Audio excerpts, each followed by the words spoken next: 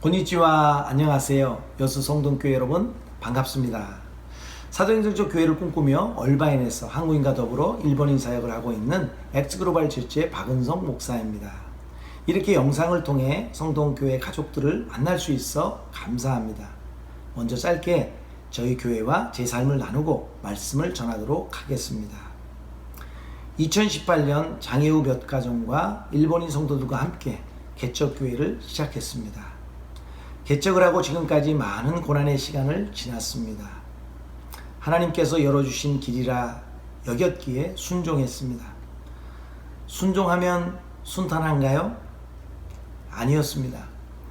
하나님의 뜻에 순종하였지만 고난의 자리에 있었던 수많은 성경 인물들을 알기에 고난이 이상하지는 않았습니다. 재정적 어려움도 환경적 어려움도 견딜만 했습니다. 그러나 가정에 찾아온 위기는 제게 큰 어려움이었고 아픔이었고 좌절의 시간이었습니다. 절망 속에서 하나님께 부르짖었습니다. 새벽 기도 후 호숫가를 혼자 돌고 때론 혼잣말을 하기도 했습니다. 하나님께 호소하기도 했습니다. 목회자 가정에서 자라며 늘 가정 예배를 드리고 안정된 삶을 살아왔던 제게 가정의 위기는 쉽게 받아들여지지가 않았습니다. 그때 그 시간 함께 해준 성도님들과 영적으로 가족 같은 지체들의 기도와 섬김으로 한 걸음 한 걸음 걸을 수 있었습니다. 그 시간 여수 성동교회의 제3 여전도회의 기도 지원과 재정 후원도 큰 힘이었습니다. 이 자리를 빌어 감사의 마음을 전합니다. 산을 하나 넘었구나 했는데 또 다른 산이 있었습니다. 코비드-19로 인해 팬데믹 상황으로 성도들이 흩어지게 되었습니다. 교회는 건물을 비워주고 스토리지에 교회 물품들을 옮겨 놓아야만 했습니다. 사무실을 빌려 온라인 예배를 드리기 시작했습니다. 몇 안 되는 식구만 남은 상황에서도 예배는 계속됨이 큰 감사였습니다. 팬데믹 상황 속에서 하나님께서는 전적으로 하나님밖에 붙잡을 것 없음을 알게 하셨고 저는 주님만 붙잡았습니다. 고난당하는 것이 내게 유익이라 이로 말미암아 내가 주의 율례들을 배우게 되었나이다. 말씀처럼 고난의 가장 큰 유익은 주의 율례를 배우게 되는 것이었습니다. 막연한 말씀들이 구체적인 생명의 말씀으로 보여지고 그 말씀만 의지하게 되는 것입니다. 이전보다 하나님과 더 밀착되면서 말씀이 생생하게 살아 움직이는 약속으로 다가오게 되었습니다. 그래서 광야 같은 이 세상에서 내가 의지할 것은 하나님의 약속인 말씀뿐이다라는 절대적인 진리를 터득하게 되었습니다. 하나님께서는 가정의 위기도 새로운 시작으로 열어주셨고 저희 가정을 통해 저처럼 아픈 사람들을 살피고 돌보게 하셨습니다. 위기를 기회로 바꾸어 주신 은혜를 통해 지금은 힐링하우스와 일본인 기숙사 사역을 하고 있습니다. 신학교에서 일본어로 강의를 하고 있습니다. 지금 저희 교회는 4명의 목사가 함께 팀 목회를 하고 있습니다. 목양, 행정, 선교, 교육 파트로 사역하고 있습니다. 한국어와 일본어를 동시 통역하며 한국인과 일본인이 함께 예배를 드리고 있습니다. 영어권 분이 오시면 영어로도 가끔 통역합니다. 한국말로만 설교하려니까 자연스럽지가 않네요. 미국 땅에서 우리가 선자리가 땅끝이라 여기며 일본 선교를 감당하고 있습니다. 팬데믹 상황 속에서도 모이는 예배를 놓지 않고 야외 예배와 온라인 예배를 병행하며 드려왔습니다. 그 사이사이 있었던 놀라운 은혜들은 차차 나누도록 하겠습니다. 하나님께서 팬데믹 상황 가운데서도 놀랍도록 역사하신 지난 2021년을 영상을 통해 보고 말씀을 전하겠습니다.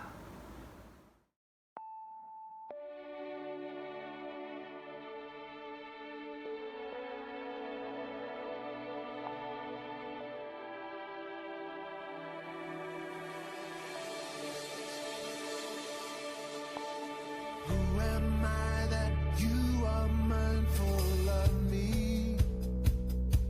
That you hear me when I call?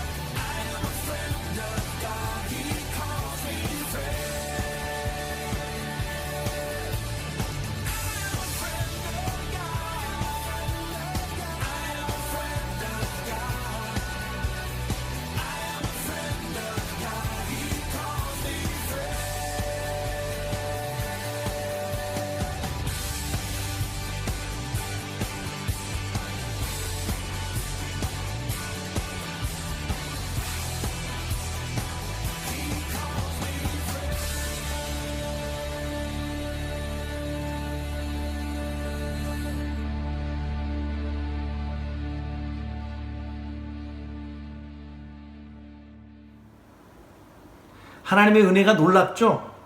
감사뿐입니다. 하나님께서 다 하셨습니다.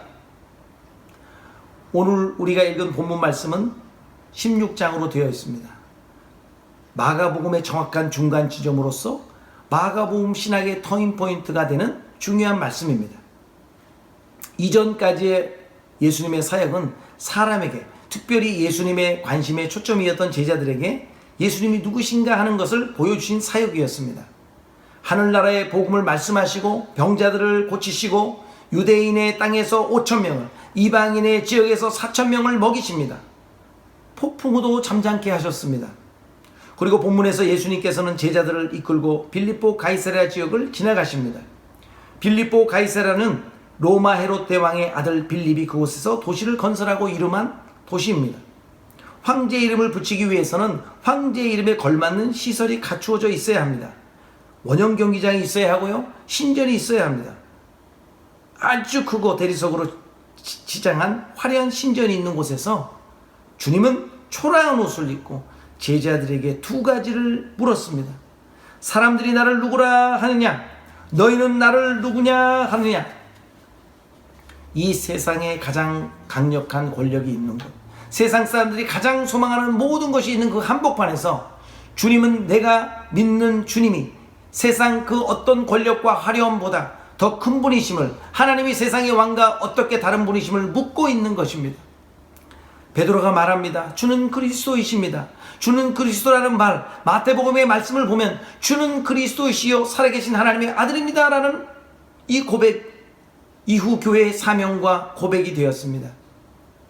예수를 그리스도로 모신 나라는 세상의 나라와 다릅니다. 힘 있는 자가 힘없는 자를 짓누르고 다스리는 나라, 부정과 부패를 일삼아도 돈만 있으면, 권력만 있으면 적당히 넘어가는, 자기의 이익을 위해서라면 어떤 수단이든 동기든 다 허용되는 그런 나라가 아니라 중심을 보시고 우리 안에 선한 양심을 일어나게 하시고 자기를 위해서가 아니라 하나님의 나라를 위해서, 남을 위해서 희생할 수 있는 나라, 그런 나라의 주인인 분이 바로 예수라는 것을 고백하는 것, 그것이 교회의 정체성임을 알게 하십니다.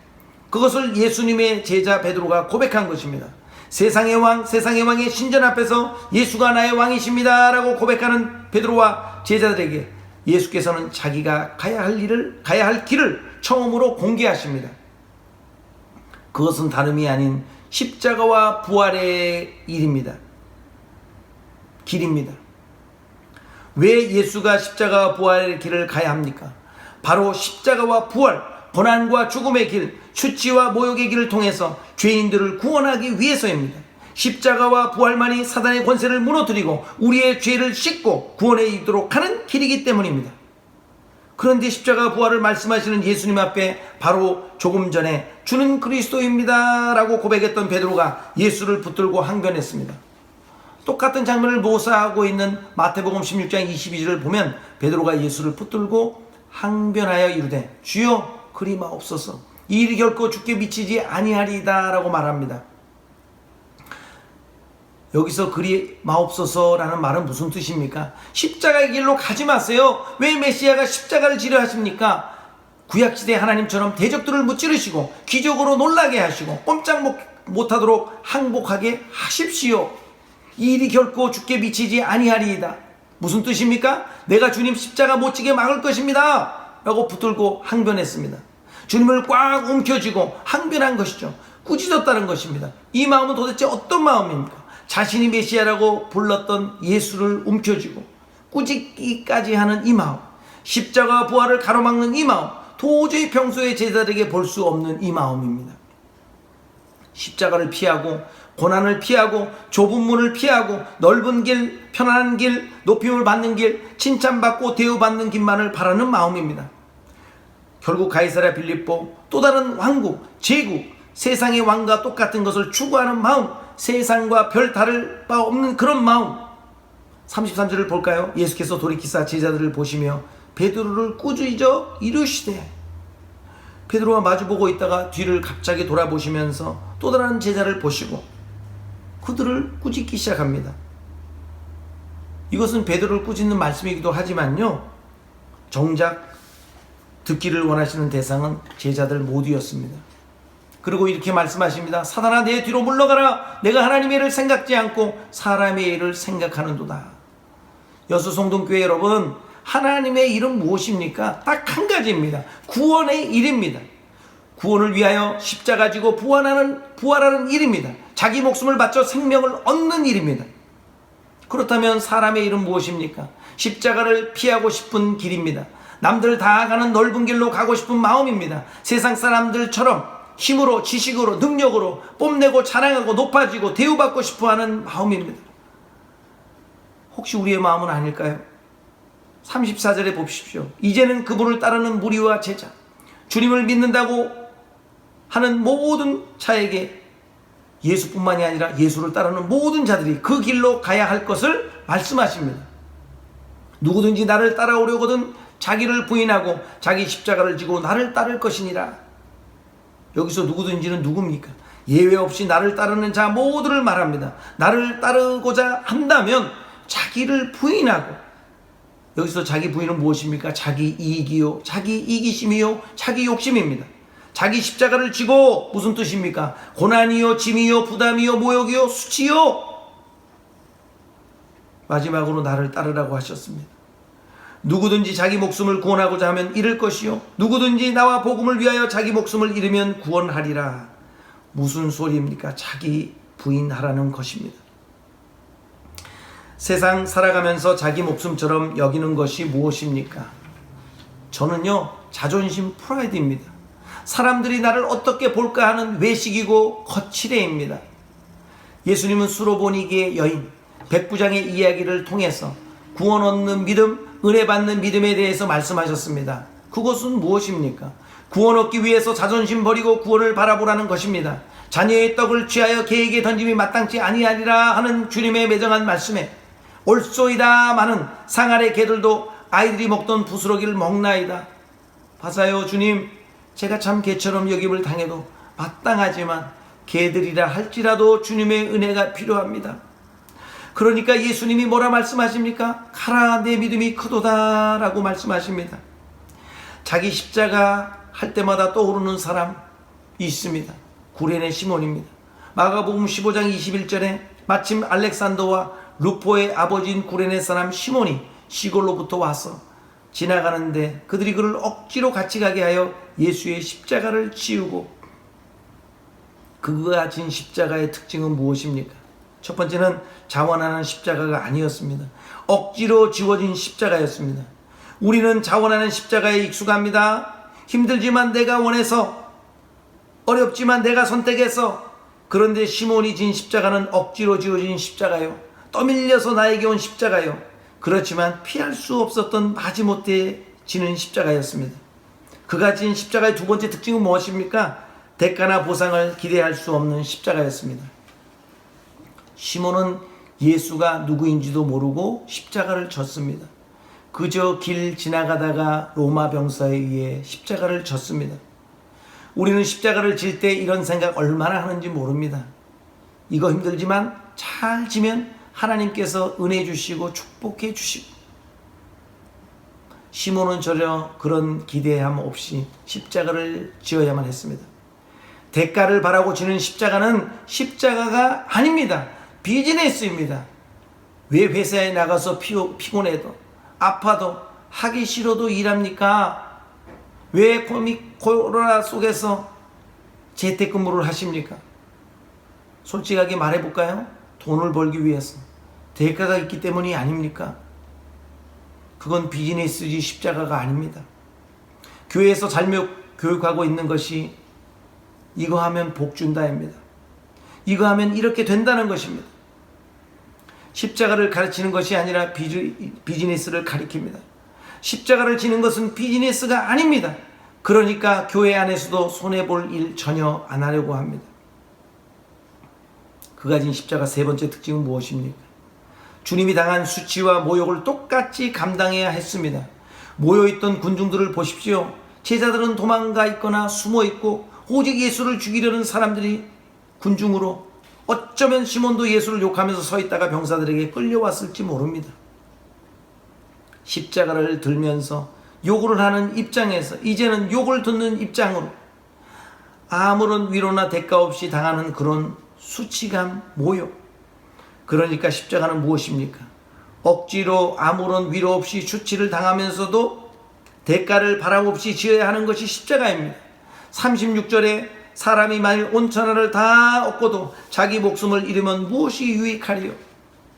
신앙생활하면서 십자가 안 지고 칭찬과 명예와 성공과 세상에서 가질 수 있는 것을 다 가져도 정작 구원이 없으면 무슨 소용입니까? 누구든지 이 음란하고 죄 많은 세대에서 나와 내 말을 부끄러워하면 인자도 아버지의 영광으로 거룩한 천사들과 함께 올 때 그 사람을 부끄러워하리이다. 나와 내 말을 부끄러워하면, 나와 내 말을 부끄러워하면 예수가 지신 그리고 우리에게 맡기워진 십자가를 부끄러워하면, 솔직히 말씀드리면 저도 가끔 목사라는 신분을